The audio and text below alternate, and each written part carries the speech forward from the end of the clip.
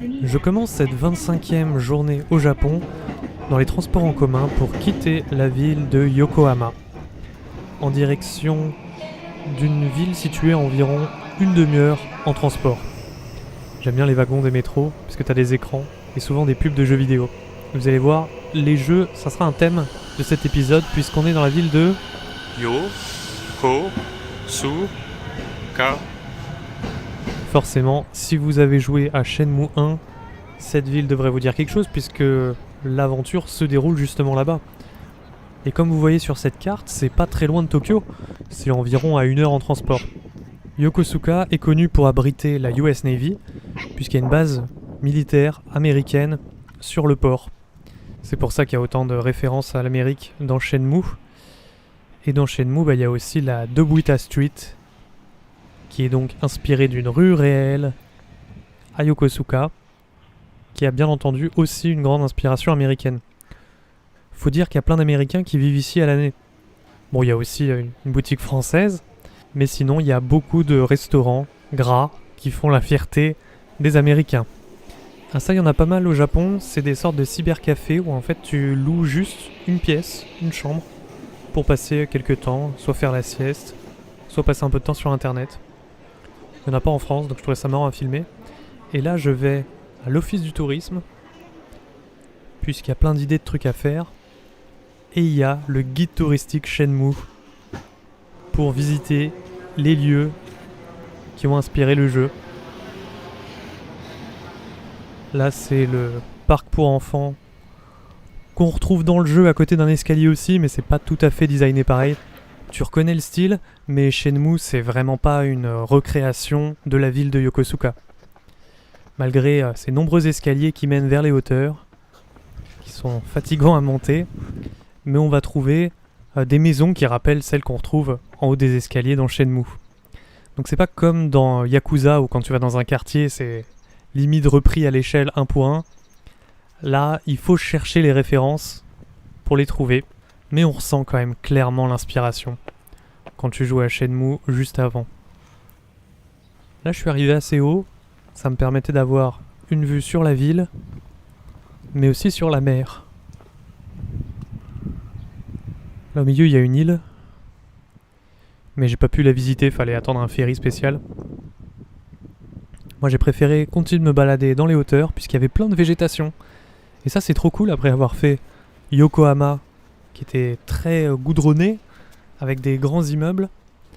Là, Yokosuka, il y a beaucoup de dénivelé, beaucoup d'escaliers, mais plein de coins de nature où il fait bon vivre, où il fait bon marcher. Et comme j'ai eu le beau temps, je trouve que ça rend plutôt bien en vidéo. Ici, je kiffe vraiment le style des maisons. Et c'est rempli de ruelles qui mènent vers d'autres habitations. Donc c'est pas des grands immeubles ici, à part ce truc au fond, mais là c'est des quartiers, j'imagine, qui doivent coûter assez cher parce que le cadre de vie est assez exceptionnel, je trouve. Ça a été une de mes villes préférées de mon voyage. Déjà pour les références à Shenmue, mais même t'as toujours des beaux paysages quand tu prends de la hauteur. C'est fatigant à monter, mais à descendre, du coup c'est fun. Il y a la mer pas loin, il y a beaucoup de nature. J'ai kiffé marcher ici. Et vu que c'est pas très loin de Tokyo, je vous recommande parce que à 1 heure d'intervalle, t'as Tokyo, Yokosuka et Yokohama. C'est l'occasion de tout faire en quelques jours. Je retourne dans la galerie commerçante que j'ai fait plus tôt, puisque là, le Book-Off a ouvert. Alors c'est pas un Book-Off Super Bazar, ni un Book-Off Super, donc le choix était pas non plus aussi grand qu'ailleurs. Donc je suis vite sorti pour aller commander à bouffer, et j'ai pris mon plat préféré, le curry. Et un cheese naan.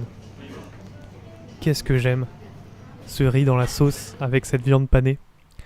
Donc je vous disais, ouais, c'est une ville Navy qui se vante d'être une des villes les plus internationales du Japon. Et on voit très souvent des militaires en uniforme qui marchent. Au début, je pensais que c'était des costumes, mais non, il y a juste plein de militaires et t'en croises souvent. Ça, c'est un coin dans Shenmue qui mène vers un temple. Et je trouvais ça marrant qu'il y ait des pancartes devant les temples qui dit que les militaires n'ont pas le droit d'entrer. Donc il y a une délimitation quand même que j'ai trouvé intéressante. Est-ce que les Américains ont la réputation de profaner les terres sacrées? Ou est-ce qu'on veut juste pas de militaires dans des endroits qui promeuvent la paix? Je sais pas trop. En tout cas, j'ai pris les transports et je vous ai dit c'était pas loin de Tokyo. Donc c'est là-bas que j'ai dormi. Mais avant de me coucher, j'ai repris les transports. Et là, le bain de foule, il change par rapport à la verdure et les endroits très calmes de Yokosuka. Vous voyez, c'est une vraie fourmilière, une ville sous la terre. Même quand tu sors dans les passages piétons, c'est bien bondé. Qu'est-ce que j'ai fait ce soir-là? Eh ben j'ai mangé. Ça c'était un resto où tu louais une pièce. Donc ça changeait des restos où tu manges au comptoir. Donc c'était un petit peu plus chic, un peu plus cher. Et j'ai bien mangé. Ensuite, je suis allé m'amuser dans un bâtiment où j'ai vu écrit Capcom. Alors il y avait plein de jeux à grappin, plein de gachas en tout genre. J'ai jamais mis une pièce dans un de ces trucs-là. Pourtant je voulais le faire, mais finalement j'ai zappé, il n'y a rien qui m'intéressait. Il y a des bandes d'arcade. C'est pas que des trucs Capcom, hein, c'est des trucs que tu vois un peu dans toutes les salles d'arcade. Et Taiko no Tatsujin que j'aime bien. Mais qu'est-ce qu'il y avait tout en haut de cet immeuble? Eh ben un batting center pour taper quelques balles. Pour 2 €, t'as 20 balles à frapper qui sont envoyées automatiquement en face. Et c'est méga dur. c'est pas une raquette, hein. Donc faut être ultra précis. Mais j'ai trouvé ça très très fun. Et j'étais pas tout seul. Puisque comme j'étais rentré à Tokyo, eh ben j'ai pu revoir mon copain Kylian, qui vit là-bas à l'année, et que vous avez vu les premiers jours. Dans la vidéo, ça a l'air d'aller super vite. Regardez-moi cette aisance. En vrai, après quelques balles, on commence à prendre le coup de main, et on n'a plus envie de s'arrêter. Dommage qu'il n'y en ait pas vraiment en France.